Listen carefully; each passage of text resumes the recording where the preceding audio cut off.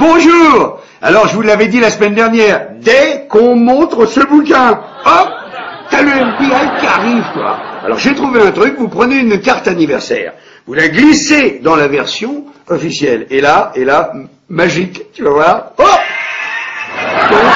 Et là, ça les amuse, tiens. Et hop, les blabarés, tu vois. Alors là, donc, je vais pouvoir maintenant vous parler des passeports magiques. Alors, il faut savoir, au lendemain du 11 septembre, hein, donc vous vous souvenez, hein, il y a les deux avions rentrent dans les tours, les deux tours s'écroulent jusqu'à leur fondement, il y a ça de poussière partout dans toute la ville. Hein. Et là, il y a un gars, il se promène comme ça, tout d'un coup il fait « Oh, dis donc, qu'est-ce que c'est que ça ?» Il bute dans un truc, tu vois. Alors il fouille avec sa main, toi, dans sa poussière, et qu'est-ce qu'il ressort? Il ressort, tu vas pas me croire, il ressort un passeport du pirate de l'air, d'un des pirates de l'air, un passeport intact, même pas brûlé, rien du tout, je l'ai, le passeport, regarde, hop, le voilà, avec l'estampille, officielle FBI, pas brûlé, rien, tu vois, extraordinaire. Alors, la question, c'est, est-ce que vous trouvez ça troublant? C'est ça la question. Et comme ils ne sont pas encore revenus, je vais vous en montrer un autre. Le dernier avion, c'est Chanceville, il tombe dans la forêt. Là, l'avion, pareil, vaporisé, hein, c'est le terme employé, vaporisé, c'est vaporisé, quoi. Donc, pas de moteur, pas de nez, pas d'aile, pas de queue, pas de basket, mon vieux, pas une valise, pas une goutte d'hémoglobine, mais, toujours un petit passeport. Ça, c'est le clin d'œil américain. Il faut toujours retrouver au moins un petit passeport. Hop, le voilà, ce passeport. Mais alors là, celui-là, un passeport brûlé, hein, comme vous voyez, mais brûlé correctement, hein. Et ça, c'est du fait main, ça, c'est fait aux hippos, ça, tu vois, là, il faut brûler, mais qu'on voit bien quand même la tête, tu vois, le nom et le prénom. Sinon, ça n'a aucun intérêt, voilà. Alors, je me disais, mais ils sont où nos journalistes d'investigation? On avait des journalistes d'investigation, c'est passé où? On avait le canard enchaîné, là, hein, Charlie Hebdo, tu vois, hein, on était rassurés, nous, avec des journaux comme ça, on se disait, putain, ils ont des couilles, et puis là, non. Là, pas du tout des passeports, ils ont vieilli, hein, tu sais, le canard et Charlie.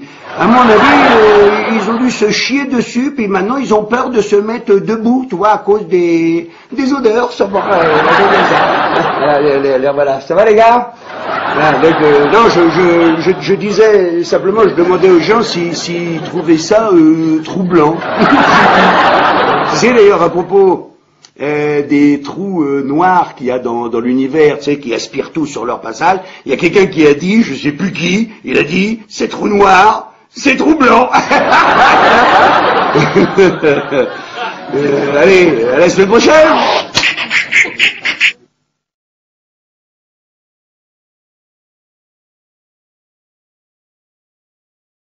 Bonjour. Alors, pour les deux rapaces qui sont toujours derrière moi, j'ai trouvé un nouveau truc. Vous prenez 2 couvre-casques, hein, quelle que soit la marque. C'est comme pour les oiseaux, les éperviers, quoi, les chasseurs. Tout fait ça, t'es tranquille. Ils nous entendent, hein, toujours, hein, mais ne pensent plus à chasser. Donc je vais pouvoir vous parler justement de la version troublante à propos des chasseurs américains. Les chasseurs, les pilotes de chasse américains. Là-dedans, c'est très précis, on nous dit, attention, qu'à 8h13, entre 8h13 et 8h14, il y a un avion qui est détourné, on le sait, hein. Ah oui, on le sait par un message radio, je regarde mes petites notes, hein. L'avion, il a coupé son transpondeur, c'est interdit complètement, puis surtout, il a changé d'itinéraire, hein. C'est un avion, il allait sur l'est, tout d'un coup, clac, à angle droit, il coupe et il fonce sur New York, hein. Attention. Bon, 32 minutes plus tard, le premier avion, comme on l'a tous vu, frappe la première tour. 32 minutes, c'est énorme. Là, aucun chasseur ne décolle. C'est quand même un petit peu troublant, tu vois, parce que le chasseur décolle normalement automatiquement. Ils sont prêts 24 heures sur 24. Le chasseur, faut savoir, quand l'avion quitte la piste, 2 minutes 30 plus tard, il est à 9000 mètres, et ils volent à Mach 2, 2400 km/h. Donc, entre 6 à 10 minutes, il est auprès de n'importe quel avion de ligne qui se traîne, quoi.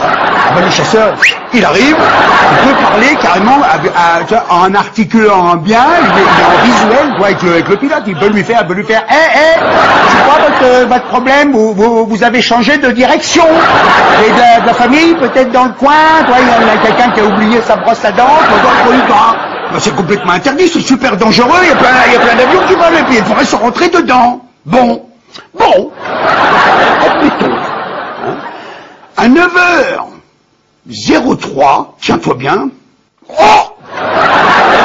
a un deuxième avion qui frappe le deuxième tour. Ouh, qu'est-ce que c'est que cette histoire? Donc là, c'est 3/4 d'heure après l'annonce du premier détournement, on est d'accord? Donc, si tu veux, côté chasseur américain, normalement, il devrait s'installer comme une espèce de petite méfiance quand même dans le groupe des chasseurs. Penses-tu? Le chasseur coule tranquille, pas bouger. Alors on ne sait pas ce qui s'est passé, peut-être la machine à café elle était en panne, ils n'ont pas pu les appeler, ils étaient sur vibreur, on ne sait pas.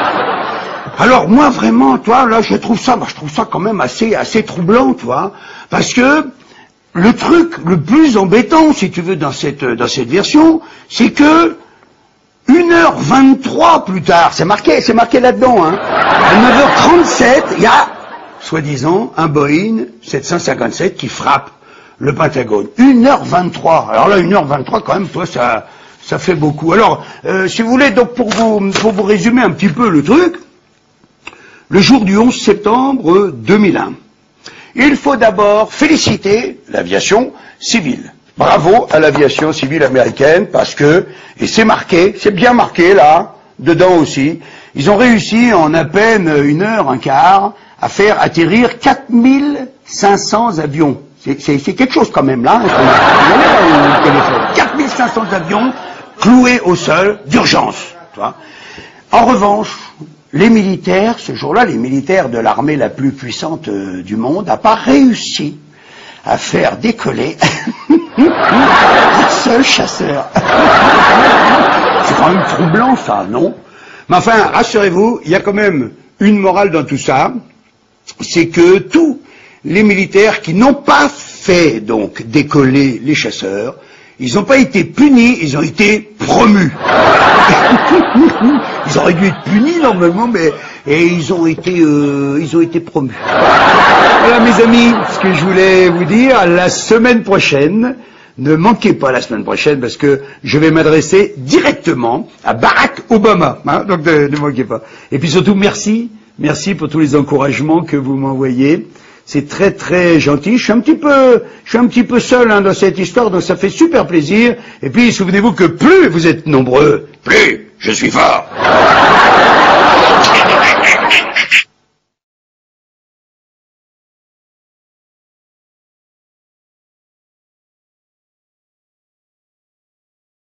Bonjour, 3e épisode sur la version troublante. Ah putain! Ah, regarde ce que j'ai trouvé cette semaine. C'est quoi ça? C'est quoi? Allez chercher!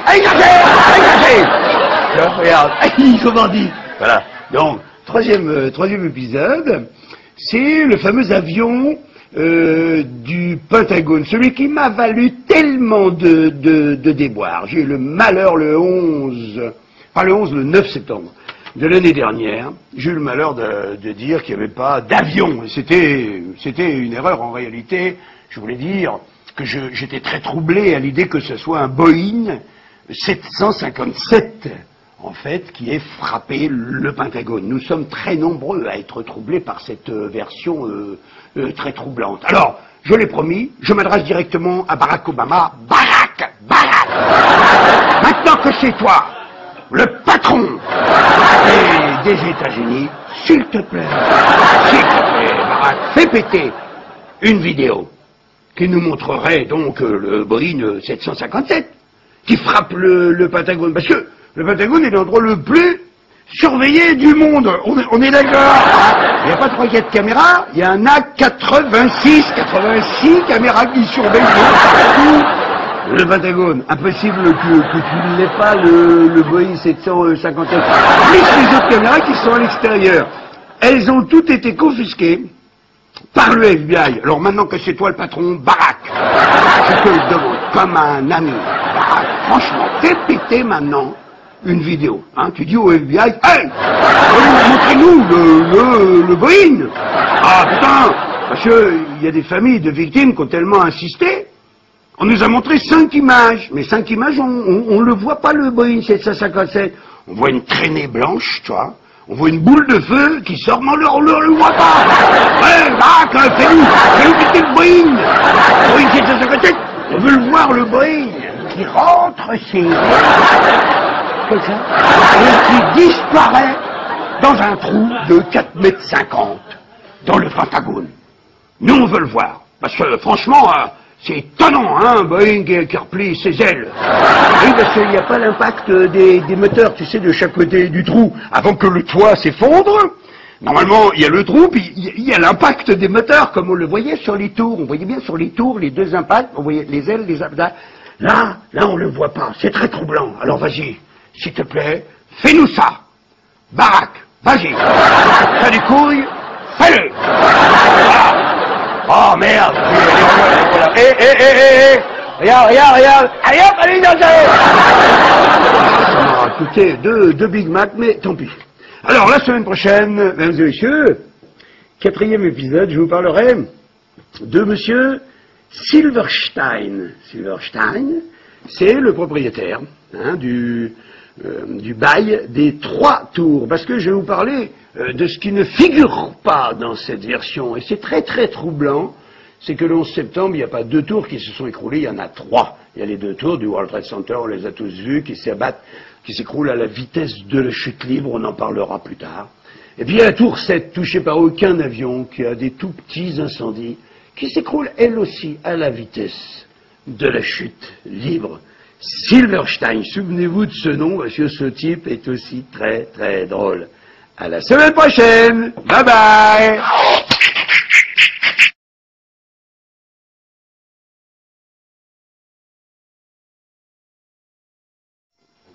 Bonjour, épisode numéro 4, Monsieur Silverstein.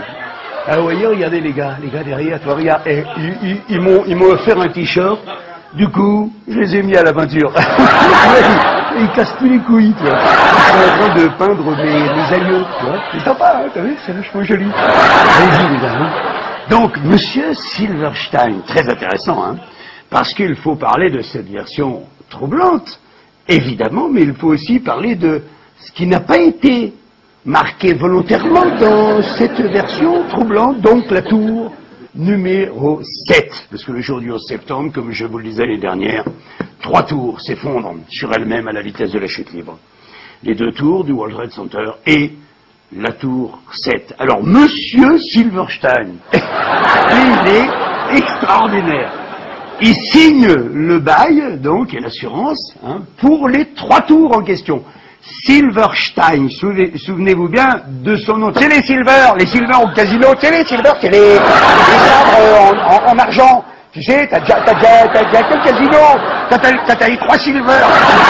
Tu tombes la salle, ça y va les pièces, ding ding ding ding ding ding ding ding ding. Là, bon, lui, le 15 juillet, il signe les 3 tours. Mon vieux, 2 traites plus tard, toi, alors si c'est pas avoir la moule, ça c'est quoi?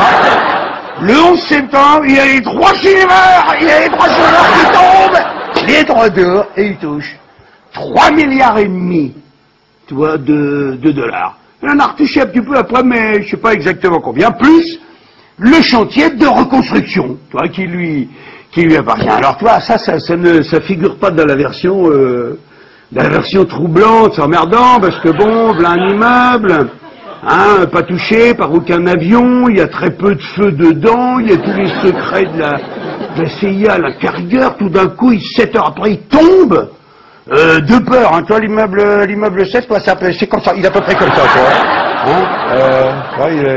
47 étages, hein, 165 mètres de haut, il tombe en 6 secondes 5, il tombe blague, comme ça. Alors, là, on reconnaît que c'est un petit peu troublant, mais où il est drôle, Silverstein, et là vous pouvez aller voir hein, sur Internet, on l'interroge et on lui dit, mais comment ça se fait, monsieur Silverstein, que la tour s'est tombée? Et là, il est honnête. Ça fait plaisir de voir un gars honnête au moins dans cette histoire. En v'là un Silverstein, honnêtement, il nous le dit, hein, il nous le dit à la télé. Il dit, écoutez, c'était une journée de merde. En gros, il dit à peu près ça. Il y avait eu plein de morts et tout le bordel. C'est ce que j'ai fait. J'ai dit aux pompiers, c'est moi qui a dit, hein, aux pompiers. Ça y est, tirez-le. J'ai dit, tirez-le. C'est authentique, hein. Alors les pompiers, je sais pas ce qu'ils sont faits, quoi. Allez les gars, allez, on va le tirer. Et le chef, il a dit, mais vous êtes con ou quoi? On va pas le tirer comme ça. On sait pas, on fait comment, chef? Eh ben, on sait pas comment ils ont fait, ils ont dû prendre un gros fusil, puis ils l'ont tiré. Et il s'est écroulé, en 6 secondes. Tu vois? C'est quand même troublant, non? C'est pas troublant? Hein? Alors, dites-moi si vous trouvez ça troublant ou pas, et puis, on se voit pour le 5e épisode la semaine prochaine. Je vais les mettre à la poterie sûrement la semaine prochaine. Bye bye.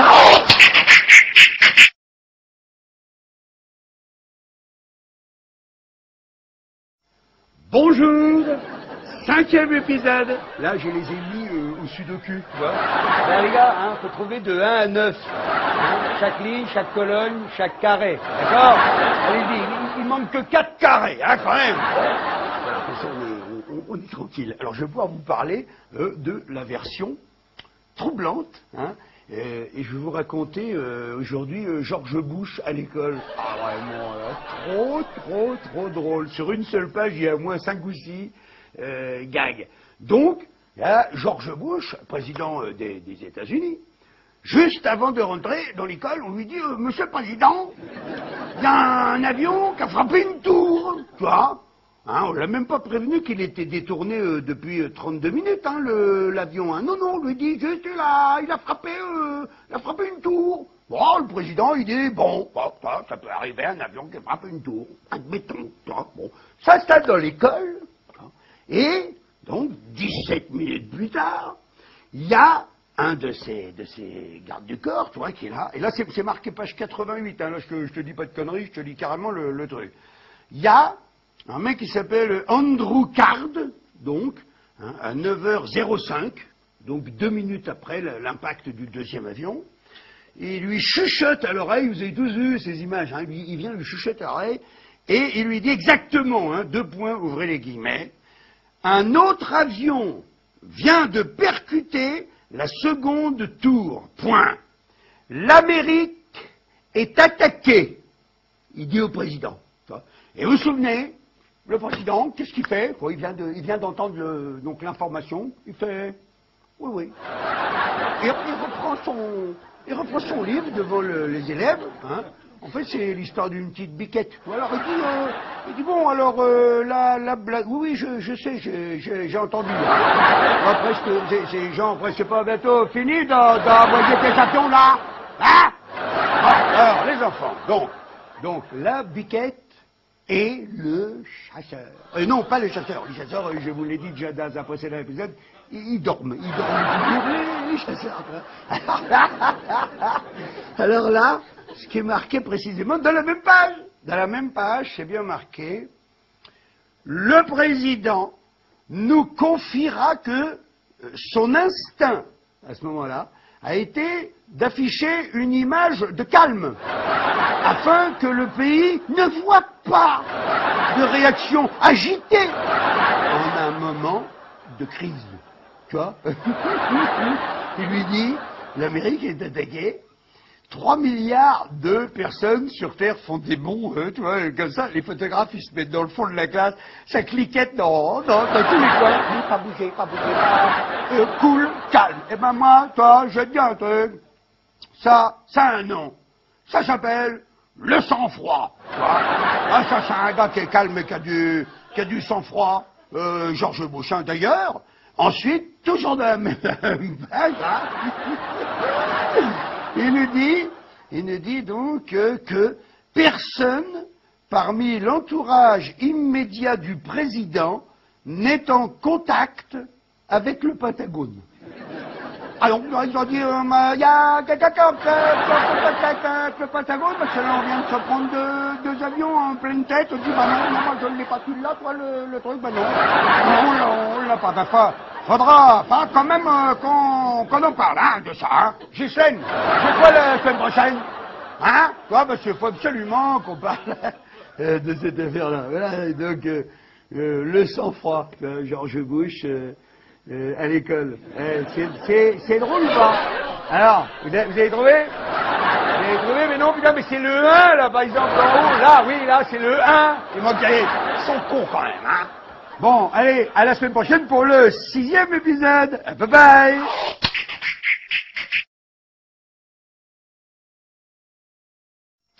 Bonjour, 6e épisode. Et là, j'ai 2 bonnes nouvelles pour vous. D'abord, ensuite, vous pourrez dans la foulée voir le 7e, le 8e, le 9e, le 10e et le 11e épisode. Je vous les balance tous parce qu'on part en vacances avec mes amis du FBI. C'est ça, la deuxième bonne nouvelle, c'est que c'est mes amis maintenant. Ils sont géniaux. Ils sont géniaux, tu sais pourquoi?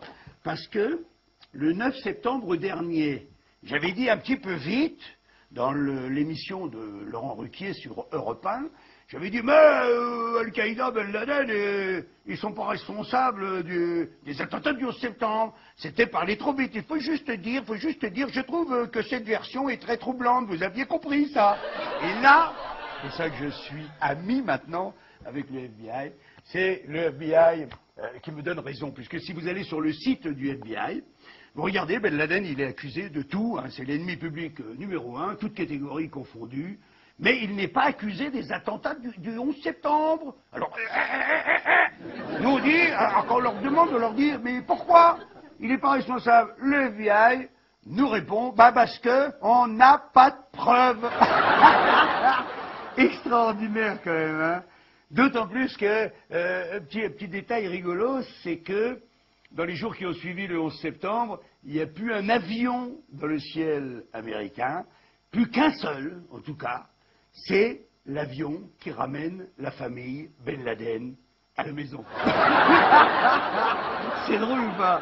Donc, c'est à cause de ça que les Américains vont en Afghanistan. C'est pour chercher Ben Laden, qui, d'après le FBI, il n'est pas responsable. En tout cas, ils n'ont pas de preuves. Ils vont le chercher 2 ans.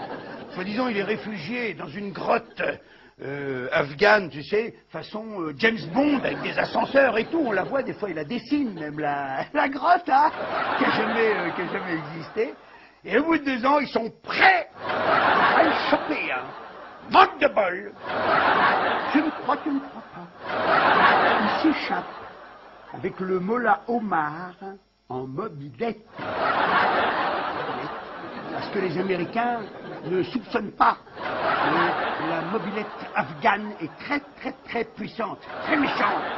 C'est une mobilette afghane, ça mange 3 F-16 au petit déjeuner le matin. Ça roule à Mach 3. Mobilette afghane, ils ne pouvaient pas prévoir, donc hop, le v'là varé. Alors on aurait pu en rester là, mais non, Bush il dit allez, hop, allez, maintenant, on va en Irak. Parce que, toi, c'est là que Al-Qaïda doit se cacher, tu vois, en Irak, et les armes de destruction massive. Alors ils y vont, enfin ils y vont pas du tout d'ailleurs, qu'est-ce que je dis? Ils y vont pas. On leur dit non, attendez, on va d'abord aller contrôler. Et là, eh ben, ils envoient une équipe pour contrôler, ils reviennent, ils disent il n'y en a pas d'armes de destruction massive. Bush il dit si, on y va quand même. Et là, même Chirac, notre président de la France, hein, il a été super, hein. Il a dit non, attendez, avant d'y aller, on va au moins recontrôler encore. On envoie une 2e équipe de spécialistes, ils reviennent, ils disent là, ça y est, on a regardé partout, c'est sûr, il n'y en a pas. Bush il dit, vous êtes sûr? Je dis sûr. bouche, à ce moment-là, il a dit, bon, eh ben si c'est ça, on y va quand même. Il est génial celui-là, hein, c'est George Bush. Alors, voilà, qu'est-ce que je veux dire, je vous ai même passé l'épisode de la petite éprouvette de Colin Powell avec le sucre en poudre, je vous ai passé tout ça. Et puis, je vous dis tout simplement, mesdames et messieurs, eh bien, à l'épisode suivant. Bye bye.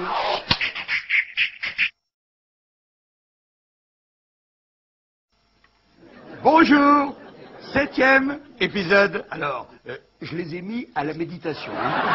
Ils adorent ça. Donc, je vais pouvoir vous parler donc de la version troublante à propos de l'effondrement des 2 tours. On nous dit que les 2 tours se sont effondrés avec la théorie de la pile d'acier. Les étages qui tombent, tac, là, sur l'eau. Seulement, c'est vachement troublant, parce que toi, si tu mets des milliers d'assiettes comme ça, tu fais tomber, elles tombent toutes les unes sur les autres, toi, ben, il va y avoir un ralentissement, toi, tu comprends ça? Ça va me faire un temps à la fin, ça va faire, toi, une espèce de petite pyramide, toi, et un ralentissement. Là, non.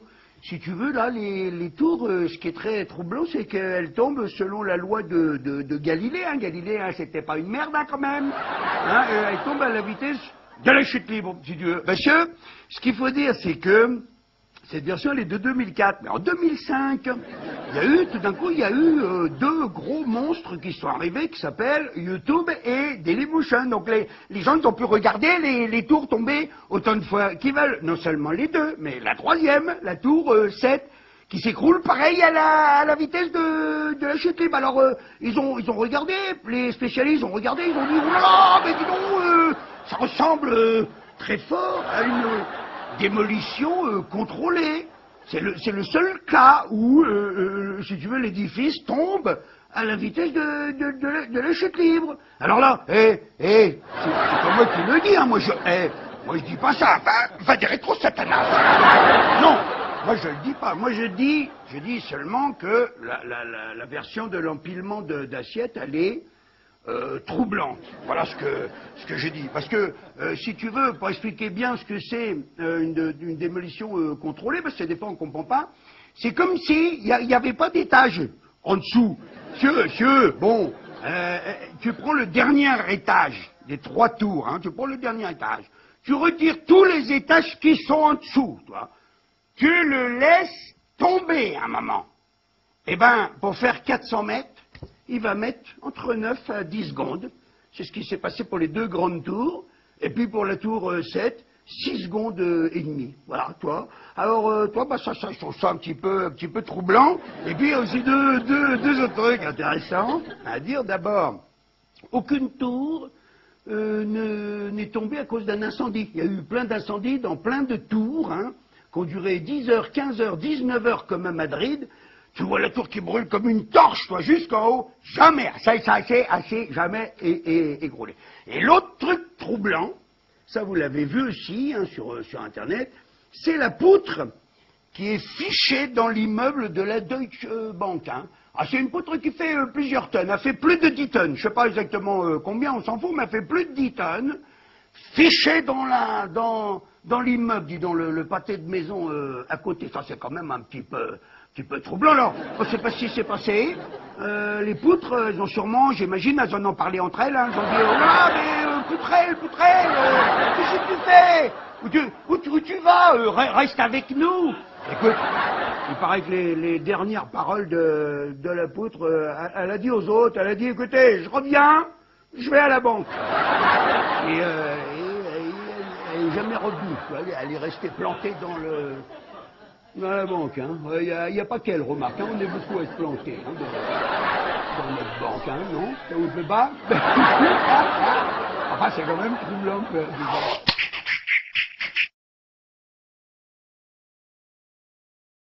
Bonjour, 8e épisode. Là, t'as vu, je les ai mis à la lecture. Ils étaient en larmes tout à l'heure. C'est pour ça que je leur ai mis un nez rouge. Ça va mieux, hein? D'accord, regarde, là, d'accord, on est tranquille. Donc je vais pouvoir vous parler donc de de la version troublante à propos des pirates de l'air. Alors, là, il y a un truc étonnant, c'est que des fois, même les Américains, des fois, ils mettent des années à trouver qui c'est qui a fait le coup. Mais là, putain, là, 3 jours après, il y a Robert Mueller, c'est le directeur du FBI. Attention, hein, c'est pas n'importe quoi, il arrive avec les cuissons, tu sais, derrière ça rigole pas. Mon mieux, 3 jours après, il vient et il dit au monde entier, il dit, ça y est, on les a, hein, j'ai quasiment toute la liste, on a parlé un petit peu avec les familles des victimes, ça y est, on les a. Ils sont 19, tu sais, ils avaient tout, hein, les noms, les prénoms, les 19. Ça, c'est super troublant, j'ai trouvé comme ça, aussi vite, tu vois, les 19 pirates de l'air. Alors, ce qui est encore plus troublant, c'est qu'à l'époque, quelques semaines après, il y en a, ils disent, attends, mais moi, je suis pas un pirate de l'air, je suis vivant. Bah, il y en a, ils travaillent, je sais plus où, là, au Maroc, l'autre, ça, c'est emmerdant parce que, en 2004, 3 ans, si tu veux, plus tard, il y a toujours les 19 pirates. Ils ont pas bougé, hein, ouais, ils ont été là le premier jour, ils sont là jusqu'au dernier jour. Alors, le truc super troublant, c'est pour ceux qui les ont fréquentés et qui ont témoigné en montrant leur visage, hein, et en donnant leur nom, leur prénom, tous, hein, ils disent que c'était des pilotes vraiment de piètres pilotes, quoi, très très incompétents, incapables de faire